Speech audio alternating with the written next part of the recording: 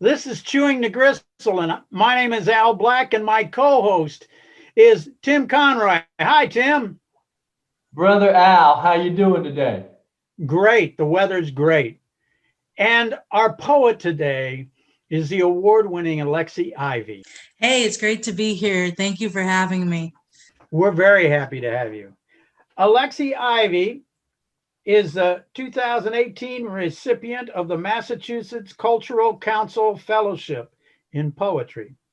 She is the author of Romance with Small Time Crooks, 2013, and Taking the Homeless Census with Saturnalia Books, 2020, which won the 2018 Saturnalia Editors Prize.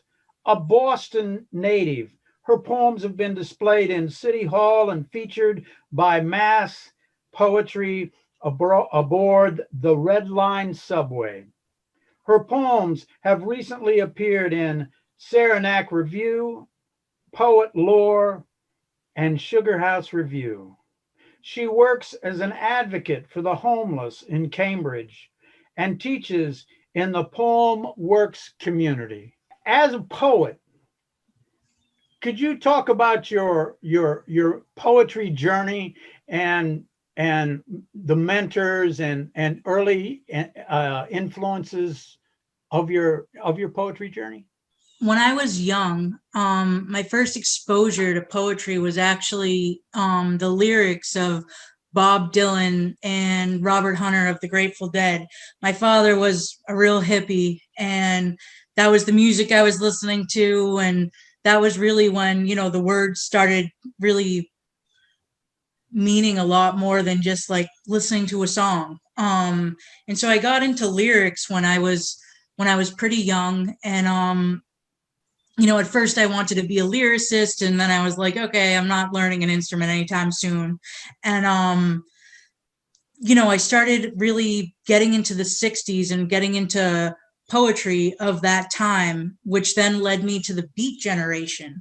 And I was really into the Beat generation, like Ginsberg, Kerouac, like everyone, Diane, Prima.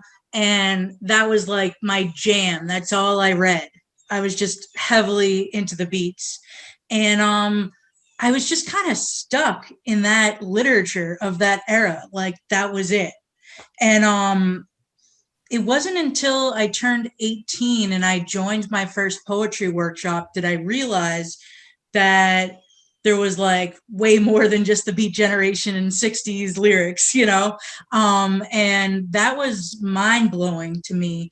I had joined Barbara Helfgott-Hyett's workshop for publishing poets in Brookline, Mass.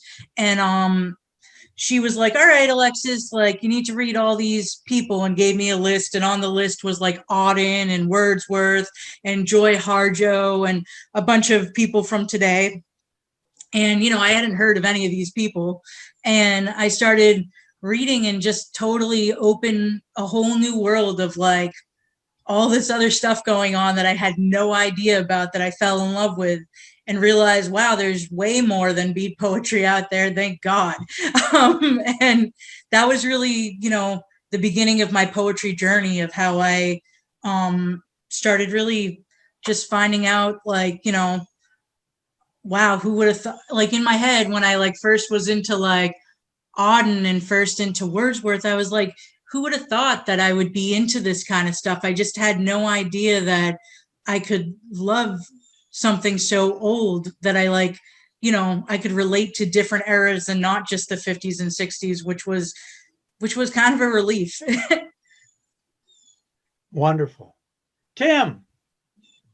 Hey, I love your book. This book is just awesome. I encourage our listeners to get hold of this book. It's just wonderful. And you start this book, the collection, in a very unique way with the Crown of Sonnets. So can you first kind of talk about what makes a good contemporary sonnet work? Well, it was definitely not my intention to write the Crown of Sonnets in the beginning. And I feel that way about most form. I had been free writing about my new job, working with the homeless. And it so happens that, they ended up being, it all started just where I wrote like a poem that was 14 lines, and my workshop's like, oh, you should make that into a sonnet. And so I made it into a sonnet. And then of course, like, I was like, oh, let me make another sonnet. And then I was just writing sonnets about the work I was doing with the homeless. And it kind of just happened accidentally. And it became a form that I got really into because I felt like, I was writing about things that were, about my experience with people who were very out of control and living a life that was just, crazy. And to be able to put form to that and to be able to have some control in that felt amazing because, working in that environment is very, like crazy and wild. And just to be able to contain it for my own self, to be like, wow, like this work has such a profound effect working on a homeless outreach van, and to be able to put it into poetry and to contain it into a sonnet really helped me in my work therapeutically, like in just dealing with my day-to-day interactions with people, but also just realizing like it was like I was doing that as my job at the job, and I was doing that as my job as the poet. And it was just totally coinciding with each other of like my personal work in my life of my poetry and my work as an outreach worker. And I realized how similar they were and how I was doing the same thing in both places of just completely like trying to contain and create like beauty out of something that wasn't beautiful, and finding the beauty in ugly things that are happening, and so it was so amazing when I came to that in both places. And it was definitely difficult to like it helped because every shift there was like 50 encounters that I could have written about, and it was so difficult to just like choose which encounters I was going to choose to explain something for the poem. And so by creating the Crown of Sonnets, it made it easier to just be like, all right, I have 14 moments that I really need to like work with here that were just so profound to me that I needed to write. And it just helped me a lot in not just telling like moment after moment after moment, because like I said, every shift there was at least 50 things I could have said, and just to keep it at 14 made it much easier. And yeah. But do you have like a favorite sequence? And maybe for the listeners, explain how they're connected. Yeah. So pretty much a Crown of Sonnets works where the last line of the first sonnet is the first line of the second sonnet, and so on and so forth. So the last line of the second sonnet is then the first line of the third sonnet. And once you get to 14, the last line of the 14th sonnet is the first line of the first sonnet. Then there's something called the heroic crown, which is the 15th poem, is all of the lines that you repeated, those last lines, as a sonnet. So what was really intricate is that, and it needs to read as a sonnet, that 15th poem. So pretty much you had to rhyme the whole entire thing very intricately to work. One thing I really liked about it was, here I am working with people who are suffering from addiction, and it's all about patterns of behavior and the habitualness of using and actively using drugs. And I feel like by having this crazy, intricate pattern, I was like totally zoning into like the head of my clients, and I could totally relate to them even more so than ever before. And so it was a really mind-blowing experience to be able to create this and to realize as I was doing it, I had no idea that I was what I was doing until I had done it. And then I was like, wow, like I just hadn't even come to those realizations. And that was just so amazing to like have a better understanding of my own poetry after I had written it, than while I was writing it. Well, can you treat our listeners to maybe read 3 connected poems Yeah. In your choice? Awesome. I'm going to read. So I'm going to start in the middle with number 8. I had to take it when I was a child, Pam said, and I nod a yes. I am like her, show up for her. Promise I'll be there for all the homeless I can. Stow blankets, hand out donated quilts. Give people sleeping out in the rain ponchos. Feed them protein bars, ham and cheese melts I make before my shifts. Nuts I chose for Vegan Joe. He likes to be known. And I see her, Pam, drunk, can't leave the ground where she sprawls, because today she's sick of life. I tell her the world I know with a walk-in center for women. My job sweaters me. I'm careful, refuse to bleed, used to bleed. I'm careful, refuse to bleed, used to bleed. I first see Sharon at the end of her intake drunk. She isn't wearing her teeth like she was last week when we were hugging hello at an NA meeting. Share with the group the truth about ourselves. She knows my deep darks. Can't have her living here. She is the one place no one can tell on me. This was my safe place for me not to have my history. Maybe she'll leave. Maybe she'll want to clean up. Maybe she'll go to a program, get sober, have teeth again. Maybe I'll give her my business. I've got your number, she says, Alexis. I've got your number, she says, Alexis. I wasn't there when she took off. It was the morning shift, and she must be in bliss in her new 1-bedroom. All the walls were pine. She would put up her heirloom curtains. Her kitchen drawers she's filled with silverware stolen from the lunchroom. She died, doped up, so high her needle still in her vein. Kept wishing she were here. I would have Narcaned her not breathing. She was found on her so-new mattress, wrapped in curtains, hadn't gotten bedding yet. Housing, she finally had it, a headstone. In the God sense of things, a place of her own. Man, it's just awesome. Hey, before I turn it back over to Al, when did you know you had an ear for metered verse? I don't know, to tell you the truth. I mean, I think it was just everyone's always said I had really great internal rhyme and beats, and that I guess that lyrics that I was talking about in the beginning from Bob Dylan, everyone was like, oh, your first book was like a rock opera. And like, I think that's just, I can't help but beat things and want to make a rhythm out of something, because I feel very, even though I've never learned an instrument, very musically in tuned. And I think that really like drove me to want to write with beats. Also, I think it just makes you into a better writer.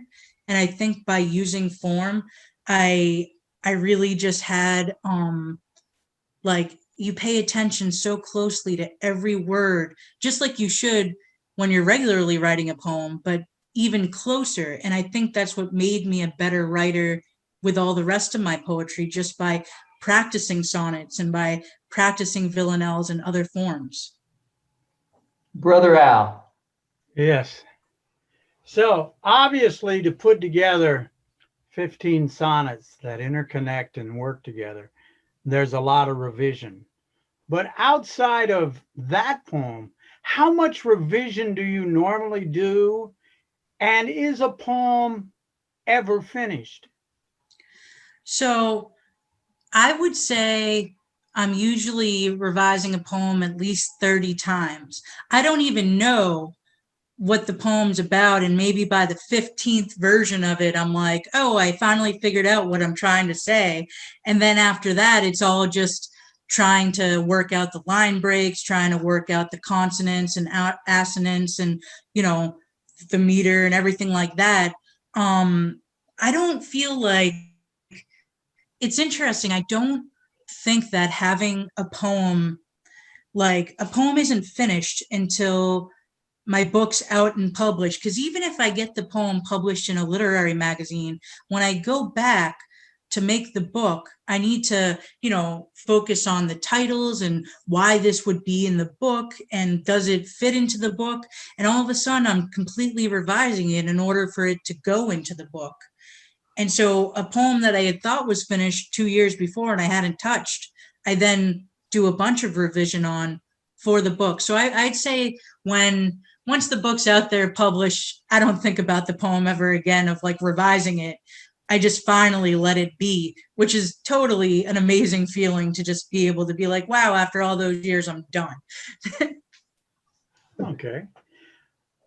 What poets are you reading now, and who or what is fueling your imagination?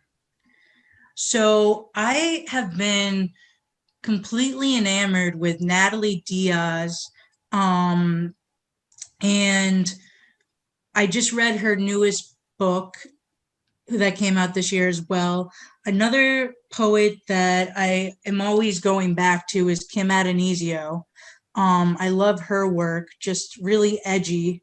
Also Eduardo Corral, who he works with form in such an interesting way. I've been really interested in trying to play with the erasure form. I have never done it before. And so I've been really interested in his book about found poems on water safety places on the Mexico border, and like just pretending or finding things to write off of an erasure, I find just incredible. And so that's been a really big inspiration for me lately. Also, just I keep going back to Ellen Bass and AI, and just really edgy women who totally like just do things that I'm like, how the hell did you do that? And I think that's what like really to me makes a good poem, of just like reading something being like, oh my God, like I have no idea how you did that. I want to do that, and to try to figure out how they got there. And I think like those poets do that for me, and it just makes me completely like want to take that path. So I'm constantly reading things I feel that way about. So I'm constantly feeling like, there's so much I need to do that I haven't done yet as a poet. Would you share a couple more poems with us? Yeah. So I'm going to move away from the sonnets. I'm going to read this poem because I like reading this poem and I haven't read it in a while. It's called Boss's Daughter. I own less than 1% of the company and have to pay taxes in so many states that I have a tax guy. Actually, I'm tied to my family so much, it's their tax guy. In the wallpaper business, it's my job to write descriptions. I teach folks to see what they're looking at. I make florals flowery. I name colors and patterns. Green isn't green, but fresh water. Plantain green, highway sign green. We manufacture too many greens. Like T.S. Eliot says, not enough of what I meant at all. I make the unremarkable remarkable, the color Arizona because it's prettier than the color sand. Pine cone I call country chic. The thesaurus is my job's best friend. I found 31 different ways to say manly, gallant, bold, darling, dignified, noble, rugged, withstanding. Paisleys are manly. My brother withstanding. My cousins in the front office I'd categorize as grass cloth, beige, and malingering. They crunch numbers, manipulate data. My father's in sales, makes deals and shakes on them. My uncle is the CEO, his agenda, tedious arguments. He oversees the whole rolled up shebang. I write stripes the size of narrow streets. Even try to name the office carpet stains, abstract sunsets. The office layout I'd name maze or labyrinth. One Friday, while taking inventory, the new warehouse worker appears at bin location 23, pattern number 148-37524, the wavelength print. His skin is as beautiful as toile. I'm starving for a fairy tale pinned and wriggling as I count the rolls of cameo rose. One lone rose, 6 inches from the next lone rose. I know flowers are the acrobats of wallpaper. They bunch, trellis, arrange, toss, print, trail. Never do what true flowers do, change. Delightful. And the other one I'm going to read is in the form of a guzzle. It's called Home.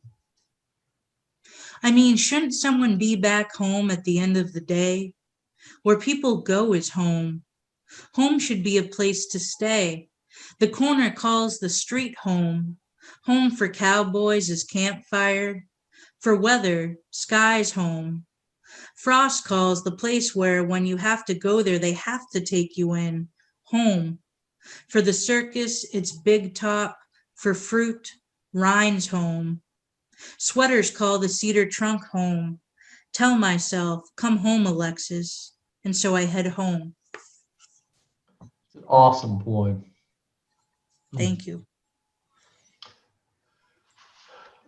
So, let's dig into the craft a little bit and take this, where you want to take it. But what are the elements you tend to use, you want to use when you craft a poem? And what are the elements you stay away from, if any? So it's interesting. As I read that wallpaper poem, that was like the only poem I've ever written that has multiple adjectives. I never use adjectives unless it just presents itself. Like I end up feeling like it's a little bit of a cop-out to explain something, because I'm way more of a show not tell kind of poet. I'd rather create a moment rather than have a whole storyline. Like I really struggle with poems that tell a whole story of a relationship. It's like, no, choose the moment that explains the relationship. And I feel like I'm not so much the poet who tries to explain a whole relationship. It's just too much. The poem can't hold that way, or I can't write it that way. I'm very conversational in my writing. I'm not trying to sound intellectual. I want my work to be accessible to everyone. And that's really important to me, because I feel like it's difficult. Like a lot of people that hear me read that aren't into poetry, they can relate, and that's what I want. I tend to stay away from abstract poetry because I barely understand abstract poetry, and I'm a poet, so it's like I couldn't even imagine anyone else. So I really don't get very abstract in my writing at all.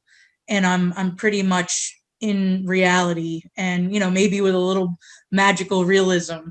But I also believe heavily in the whole truth and beauty, how, things aren't that interesting. The truth, it's interesting, but it's not as interesting if you add a little beauty to it. Like, you got yourself a poem. And so I really feel like it's not that, a lot of things that I wrote didn't happen to me, but it did in one way or another, No, that's a great response. And it's food for thought. So would you, to describe your poetry style, how would you describe it? So I feel like I just read it somewhere. It's called like the new formulist movement, where it's like trying to take these old forms and create, like, make them today, and write the villanelle about, some edgy thing, or Sestina about, my boyfriend who died. It's just very trying to take some old form and really just be like, this is for all time, like this is a classic form for a reason. So I feel like I definitely fall into that category. I feel that poems need to tell something, that I don't really ever go into a poem knowing what I want to say. Like, it presents itself in the writing. And for instance, I'm working right now on a poem about why I collect jokers.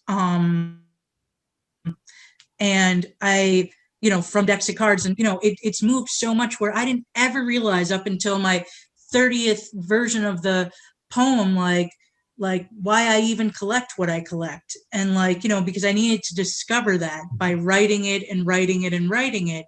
And I think that my writing, I want to take the reader on the discovery with me. I don't want to go into the poem where I'm telling you, what there is to know. I came into it not knowing too, and I want to share that with you. And so I feel like my whole writing is kind of just like, let's discover whatever I'm about to discover together. And I feel like that, including the reader and keeping the reader in mind that whole time, is just a really good technique. Because if I come into a poem very high-minded, I know when I read a high-minded poem, I'm completely turned off by it. It's like, I don't want you to know everything there is to know in the poem. Like, that's a turnoff to me. And so I try to, like, I'm discovering myself through my poetry all the time. And I want to share that with the reader, the whole like process of it, within No, the poem. I get that. I think your poems are really cinematic. I mean, there's little scenes, like whether the spicy food or in a diner or whatever, there you as a reader, you're placed into a scene with the poet. So I really like that. In terms of your formal writing practice, I love the rituals behind writing. So tell us your secret sauce, whether you're a morning writer, you write at midnight. What do you do? And how do you do it? Well, there's a few things. I mean, my process into getting to an actual poem, I go once a week, 9 a.m. to 11 a.m. every Monday morning to a free write group. And we just write off anything, any line from anywhere that we find, whether it's a magazine, whether it's an advertisement, whatever. And we free write for 4.5 minutes. And we do that 9 times. And sometimes I'm going into there saying, hey, there's something I want to work out for a poem. And I have something in mind, but a lot of times I have nothing in mind. And whatever I write, just, things that I never knew I even cared about. Obviously I cared about, because here I am writing about it for 4 minutes, you know what I mean? And so I end up learning what's important to me and what ends up being a poem. So I don't choose what I'm writing. It chooses me, and then I take it and I either say, hey, that was some really cool stuff I just wrote, and never look at it again and move on. Or I'm going to say, hey, this could really be a poem here. It's interesting because what's so fun about it is, in the beginning, after when you don't know anything about your book or where your book is going, it's like you can have so much fun. And then, like, once you're like 50 pages into, like 50 poems into a book, and you're like still not knowing where your book is going, you're like, okay, maybe I should think about what I'm free writing and like maybe put a little more thought into it.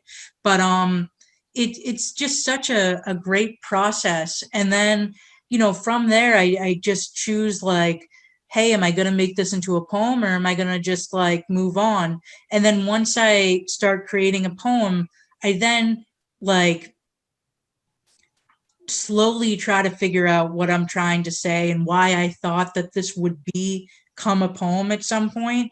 And so, like I said, since I don't choose what I'm writing and it chooses me, I would say by like, I have no control on like what's going on until, you know, I'm drafts and drafts into the writing. And then all of a sudden it just hits me like, oh, wait, this is what I'm trying to say. And I can actually have more control in it. I like not having so much control in my words and language and just completely like what's going on subconsciously, because like I said, it's all about that journey that I'm learning, the knowledge that I'm learning for the poem, and I'm just kind of working with trying to understand myself in my writing, and then I'm able to like work it and actually put either a form to it or line breaks to it, or then decide to have a little control. And then as the drafts keep going, it's more and more and more control. Well, brother Al, I'll let you jump in and Okay. ask something. So often poets have resources or books or practices that either motivate them or help them along in the process of writing poetry. And I know you just talked about this workshop you go to. Are there specific books or resources that you use as well? Yeah, I mean, I'm a big fan of The Poet's Companion by Kim Adenizio and Dorian Lowe. I mean, that's a great, like, anyone who's starting out as a writer should read that book. It's just kind of, the Bible of like a new poet, and it has writing exercises in it, and it's great. Then I would say to like someone who, is looking to write their first book, there's this book called it's how to put your book of poetry together, and it's called Ordering the Storm, and it's a bunch of different essays about, I can't remember who the editor was, but definitely look it up. It's called Ordering the Storm if you're having trouble like trying to put an order to your book. Another, during that time period of you like finishing your first book and not knowing what's going on, to read another book called Ordinary Genius by Kim Adenizio. That is like kind of like, I'm taking myself seriously as a poet, and you got to read that book then. And then Kelly Russell Agadon and Martha Solano wrote a book called I can't remember the exact name, but I think it's called like, it's a book of prompts to help you write. And I think that's pretty much one of the biggest things that I recommend for people, like to just play and write. And as you just got to learn to play, because that's what a lot of poetry is. It's just about like letting yourself play and go to places that you never thought you could, and writing in a persona and not being yourself, and maybe being someone you never thought you could relate to. And I think like it's just all about the writing, and just also all about reading as well. Wonderful. Tim. No, I just want to follow up a little bit, Al, on your question. Is you got any suggestions about for the emerging poet to learn more about forms in contemporary, putting them into a contemporary voice or ordinary language? Anything Yeah. that helps you? Yeah, I mean, like what I would say is just, I mean, I would say totally read everything. Pick up a literary magazine, and when you read the literary mag, say, do I like this poem or do I not like this poem? And ask yourself, if you like the poem, why do I like this poem? What is this poem doing that I like? And when you read a poem you don't like so much, you ask yourself, what is this poem lacking? Why do I not like this poem? And I think if you start reading like with those things in mind, it's going to help you realize like the things that are going on that you want in your own writing, and the things that you don't want to keep falling into. Like it might even just be as easy as like a sentence structure, like, adjective, noun, and like, like you want to make your sentences evocative and surprising. And it's like, mostly if you're reading a poem and you're not that into it, it's like usually the sentence structure is like not that interesting. And I think to just to read like that is really helpful for a new poet. I also think too, um, you know, just in general for an emerging poet to really not take rejection personally. Like I think a lot of writers struggle with that and have a lot of anxiety around, oh, I don't want to send out because I don't want to keep getting rejected. It makes me feel like my work isn't good. And I think that a lot of people struggle with that. And I think that to just realize, like, this is one person that's just, not that interested, like, and like, I don't want to be vulgar, but they shit like the rest of us, like, and it's just sort of like, just to keep that in mind and not like take it so seriously and say, I could get rejected 50 times. This doesn't make this poem not good. It just hasn't found a home yet, and I think that's like just a lot of people get bogged down in this like, you know, um, social world of poetry that's really just, as long as like, you feel good and you enjoy the process of writing and like you want to share your poetry with others, that's great. You can help a lot of people by sharing your work, whether it's an open mic or whether it's in a book. Hey, Alexis, I know on your website, I saw that there was a couple services you offer. You teach poetry classes, and also you'll look at manuscripts. Will you talk a little bit about that, and maybe also let people know how they can get a hold of your book? And then we'll end with you reading a couple poems for us. Sure.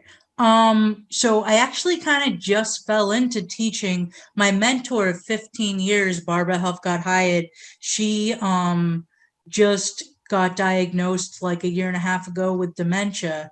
And she was the leader of this, whole community called Poemworks. And a bunch of us got together and was like, let's keep this going. Like, like let's teach and teach the way she taught in her honor. And it's been really powerful. So I just kind of fell into teaching, and I never knew that I would enjoy it so much, but I do. So yeah, that's been such a gift this past year and a half, because I was definitely suffering the loss of my mentor. I'd been with her for 15 years. So definitely you can find me at my website, alexisivypoet.com. You can totally buy my book on Amazon or locally. If you just kind of Google Taking the Homeless Census by Alexis Ivy. Also, my first book, Romance with Small Time Crooks, you can do the same. They're both on Amazon. And yeah, let me read you guys two more. So I'm going to go towards the end of my book. Like I said, and like you said in my bio, I'm a Boston poet, so I'll read a Boston poem. Map of Boston, 2013. From my fire escape, a blue balloon has strayed from its party, caught on a tree. It's out of breath, tired of the bullying wind. From up here, I can make out the other side of the playground, and a dandelion in the alley grows out of a crack. I didn't grow up well-mannered, no linen napkins on my lap, but on paper plates on Center Street, one of childhood's main drags. I've moved out of my folks' house where the one leaf in my salad was iceberg, learned to lose my mother's Boston accent, learned how dirty half-melted snow can get. I could show you certain corners of Mattapan. Clotheslines keep high-rises from falling.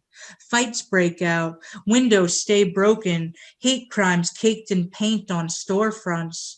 Even I was dangerous once, buying late summer smack, overheating the car on Blue Hill Ave. These days, it's murder on Boylston Street. Its pressure cookers tearing the marathon apart, blowing legs loose, like bricks in the blizzard of 96. The Commonwealth is constantly in revision. Even I edit myself, take out every never, each always.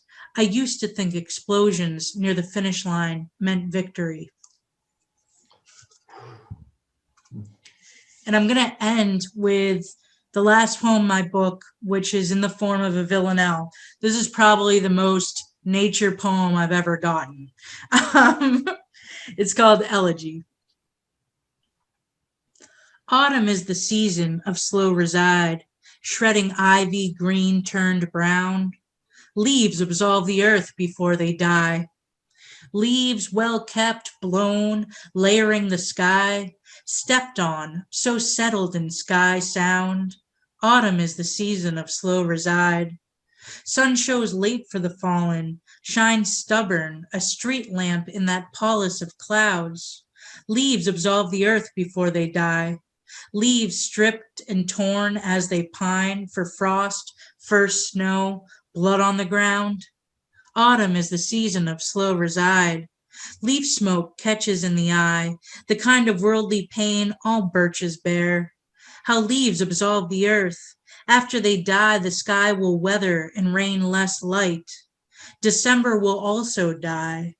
How round autumn is, the season of slow reside. Leaves absolve the earth before they die. That's gorgeous. Thank you. Well, we hate to end here, but end we must. This has been a wonderful interview with the award-winning poet Alexis Ivy and her new book, Taking the Homeless Census. Thank you. It's been great talking to you, and I look forward to staying connected. Thank you, everyone, for listening.